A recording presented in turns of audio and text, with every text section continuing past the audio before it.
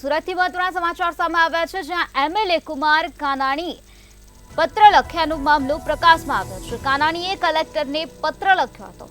આવકના દાખલા માટેની મુશ્કેલીને લઈને પત્ર લખવામાં આવ્યો હતો। લોકોને પડતી મુશ્કેલી માટે કુમાર કાનાણીએ પત્ર લખ્યો હતો। તો આજે સવારે કુમાર કાનાણી જોન ઓફિસ પહોંચ્યા હતા। પત્ર લખ્યા બાદ સ્થિતિની રૂબરૂ મુલાકાત માટે તેઓ પહોંચ્યા હતા। મામલતદાર સહિતના અધિકારીઓ ઘટના સ્થળે દોડી આવ્યા અને કાનાણીએ અધિકારીઓને સૂચના આપી।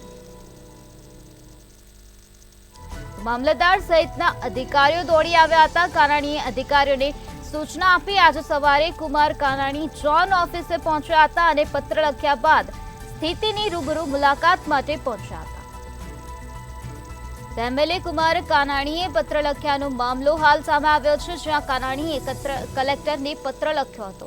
આવકના દાખલા માટેની મુશ્કેલીને લઈને પત્ર લખવામાં આવ્યો હતો। લોકોને પડતી મુશ્કેલી માટે કાનાણીએ પત્ર લખ્યો હતો। આજે સવારે કુમાર કાનાણી જોન ઓફિસે પહોંચ્યા ત્યારે પત્ર લખ્યા બાદ સ્થિતિની રૂબરૂ મુલાકાત માટે પહોંચ્યા હતા। મામલતદાર સહિતના અધિકારીઓ દોડી આવ્યા અને કાનાણીએ અધિકારીઓને સૂચના આપી હતી। કુમાર કાનાણીએ ઝોન ઓફિસમાં આવકના દાખલા માટે જે લાઈનો લાગે છે, સાથે સાથે સરકારી કામો કરવામાં જે લાઈનો લાગે છે, તેને લઈને એક લેટર જે છે તે લખ્યો હતો ને ખાસ કરીને જોઈ શકાય છે ત્યારે કુમાર કાનાણી આ તમામ લોકો જે છે તેમની વચ્ચે તેમની જે આખી વાત છે તે સાંભળવા માટે આવ્યા છે। તમામ જે કહી શકાય કે અધિકારીઓ છે તેમને પણ સમજાવી રહ્યા છે।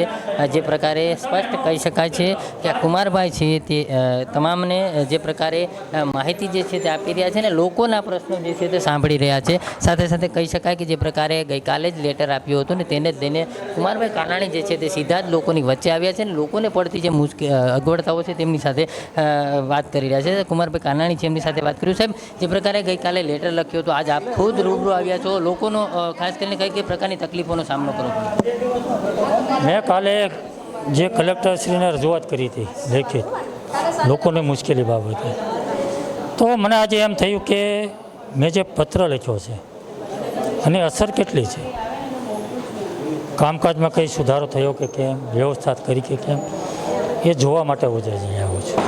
ખાસ કરીને અત્યારે તમે જે જોયું, લોકોને કઈ પ્રકારની મુશ્કેલીઓ પડતી હતી ખાસ કરીને લાઈનમાં?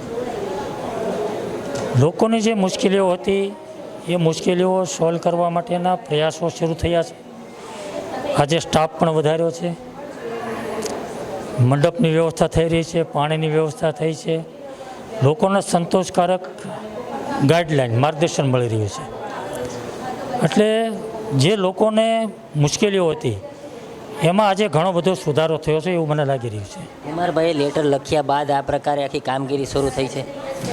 બિલકુલ, અને એટલા માટે તો હું આવ્યો છું, કારણ કે હું એકવાર લેટર લખું ને એની અસર ન થાય, કામગીરીમાં સુધારો ન થાય તો એ વ્યાજબી નથી। અને એટલા માટે સુધારો થયો છે કે કેમ, પત્રની અસર થઈ છે કે કેમ, એ ચેક કરવા માટે હું આવ્યો છું, જોવા માટે હું આવ્યો છું। અને મને લાગે છે કે મારા પત્રની ખૂબ મોટી અસર થઈ છે। જે પ્રકારે અગાઉ અધિકારીઓની ક્યાંક ને ક્યાંક અછત હતી, જ્યારે અત્યારે પૂરા અધિકારીઓ કરી દેવામાં આવે છે, લોકોને જે પ્રકારે હાલાકી દૂર થઈ? હા, આજે મામલતદાર ખુદ અહીંયા છે, તલાટીઓ બે બેઠા છે, આવકના દાખલા માટેની 4 બારીઓ કરવામાં આવી છે। એટલે મને એવું લાગે છે કે તંત્ર દોડતું થયું છે।